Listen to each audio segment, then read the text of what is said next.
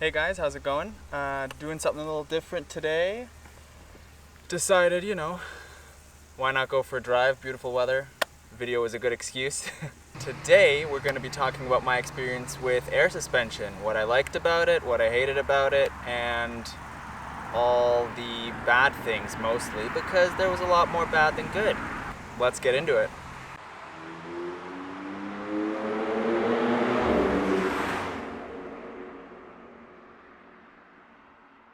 So I got air suspension about 2 years after owning my car. It's a 2016, and I always thought it was the coolest thing. Car can go as low as you want, you can slam it to the ground, and then you can raise it as high as you want to get over bumps and everything, and that was the dream. Before that, I had the car originally lowered, which was nice, looked good, but yeah, scraped all day, every day. I didn't even have a front lip on at that time, but I didn't even need one. Scraped the front, scraped my rear diffuser up pretty bad, basically going into any driveway or over any speed bump, which, some people are okay with, but I daily my car a lot as well, so not the practicalist thing. So then I decided, okay, well, I'm going to save up and get air suspension. I didn't install it myself because I don't know how to install air suspension, so I brought it somewhere, which was fine, but, installation for that is very expensive, so in the end I spent too much money. It's crazy how much it cost. The company's called Bag Barn. If you guys live in Vancouver, Canada, you know what I'm talking about. It was basically the only company I knew of that did air suspension at all. So I thought, okay, well, they do a lot of cars. I looked at their Instagram and they had pretty good reviews. It looked like they did some higher end cars as well, so I thought, why not? Let's bring it there. So I brought it there. It took about 3 weeks until they told me, oh yeah, looks like the parts we ordered are wrong, they don't fit. We need to order new things, but don't worry, it's not going to cost you any extra. So they did that. I still didn't want to spend like $20,000 on air suspension.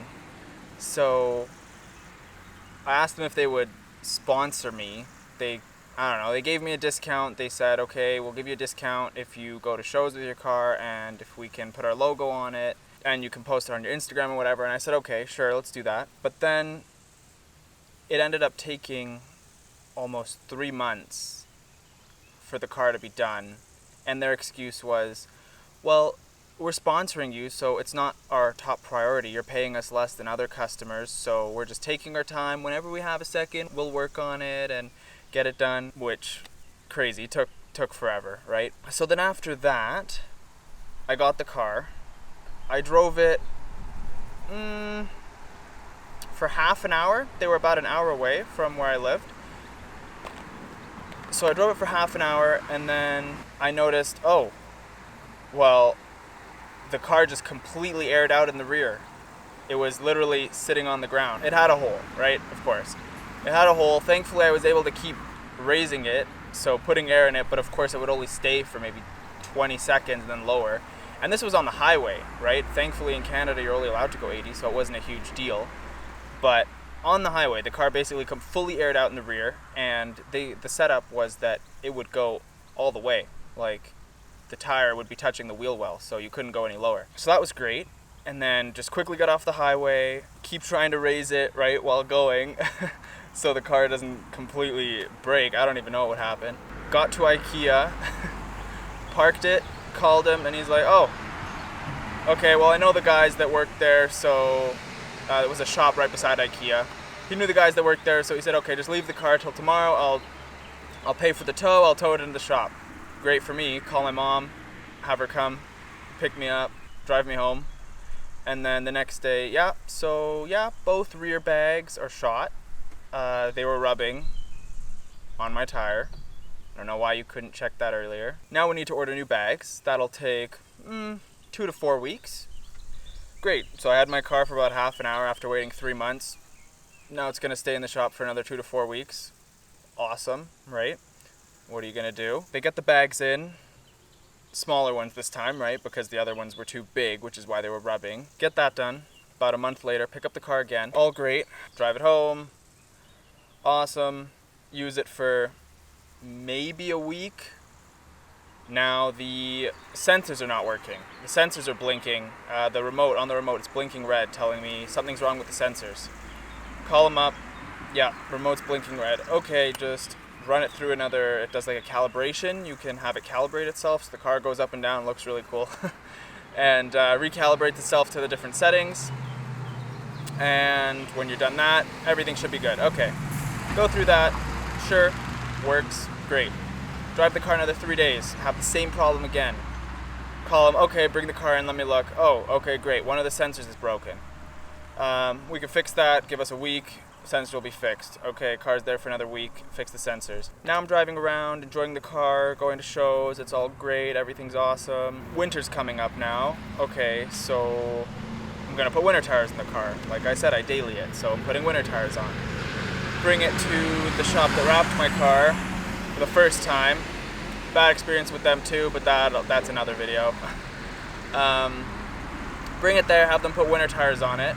Okay, winter tires are installed. They drive the car. They picked it up and drove it there and drove it back to my house. So they were driving back home. They left the shop, I think, not even for 5 minutes. Car aired out. What's the problem? Hole in the bags again. This time, the shop that put the winter tires on said, well, it's not our problem that the bags have a hole. The bags were too big. These are the correct tires. Everything should be fine, so we're not paying for it. Great. Call the air suspension shop. So what do you guys say? The air suspension, the bags were too big still, and were rubbing even on original winter tires. Oh, well, the shop that put on the tires should have checked if they were rubbing, so that's not our problem. We're not paying for it either. Yeah, so back and forth for about 2 weeks of who's going to pay for it. Of course, both shops say it's not their fault, so who has to pay for it? I do. Bags are not cheap. Paid for them, got it repaired. Again, this is, I think, the second time bags go. Then, a month later, driving around and I hear rattling. Whenever I go over any bump, I hear rattling. Now I'm fed up. I'm fed up with the bag shop. I'm fed up with the wrap shop. I Google, try to find another shop that does air suspension. Found another company called RPI Equipped. They're in Richmond. Great shop. Amazing. I should have gone there in the first place. Their service was great. They were the nicest people ever. 10 out of 10 would recommend if you guys are looking for air suspension in Vancouver. Go to a shop called RPI Equipped. They are so good. So I bring it there. They check out the car. They bring it up on the lift, and they look and they say, "Yeah, so your swing arms in the rear are both done. They're bent. I guess from the car going so low and going up and down the bushings, everything is messed up." What the air suspension shop did, of course, they tried to tighten it down, and I guess it didn't work. So what they did is they just tightened it as much as physically possible and broke the swing arm by tightening the bolt too much. Right? Like, what? Why are you even... Like, do you work on cars every day? Don't you know that you can't tighten down a bolt too much and it's going to break? And of course they didn't say anything, right? Like, oh, we might have damaged something. No, everything's great. So now I had to buy new swing arms for the rear. From BMW, original parts. That's, again, not cheap because it's an M car. Any M parts are very expensive. Get that done. They tell me the price, and then in the end I'm like, okay, screw it. I've spent, I don't even want to know how much money just having this air suspension, keeping it up and running, right, with all the problems. The car was, I think I had it on for a year. At least half of that time the car was in the shop, not even being drivable because of all the problems I had with it. It was just insane. There was nothing but issues. So I was like, okay, screw it, put it back to stock. I still had all the stock parts at home, so I had them completely take off all the air suspension, put everything back to stock. Thankfully, I didn't do anything too crazy, so that wasn't a big deal. especially with my trunk setup. I could basically put all the parts back in and it looks 100% stock again, which is good. Had them do that, give me the air suspension, and that was it. After that, I left it stock. You know, not a lot of M4s want to go on air suspension, so sold my kit for cheap because I was just done with it. I just wanted it out of the house. And since then, yeah, been driving on stock suspension. It's not that bad. The good thing is in Germany, to have a car that's a little higher is really good because a lot of driveways are either really steep or just have a huge hump before you get off of the road.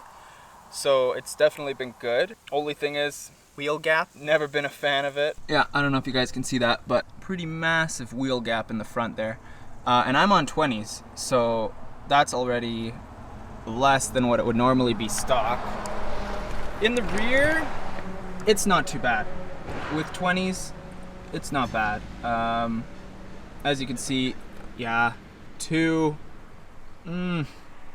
fingers and a little bit of wiggle room in the rear, but I'm actually fine with that. I would definitely just think that the front would need to go lower. So one day I'll do that. Yeah, so that's about my experience with air suspension. One thing I definitely learned is that the installation is the most important thing. I know people that have air suspension and have absolutely no issues with it at all. So I'm basically gonna say air suspension is awesome. There's more wear and tear on parts for sure because you're using it to its maximum, right? You're going as high as the car can possibly go, as low as the car can possibly go. It's not really designed to do that, right? It's designed to stay at a fairly average middle height, right?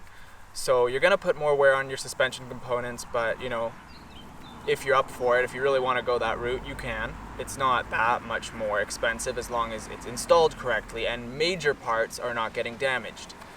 Then I would definitely say go for it. If you guys want that cool drop-down look and be able to still daily drive it and get over everything perfectly, if you're not tracking the car, I know a lot of people say, oh yeah, air suspension is not as bad as you think, you can still drive it really aggressively.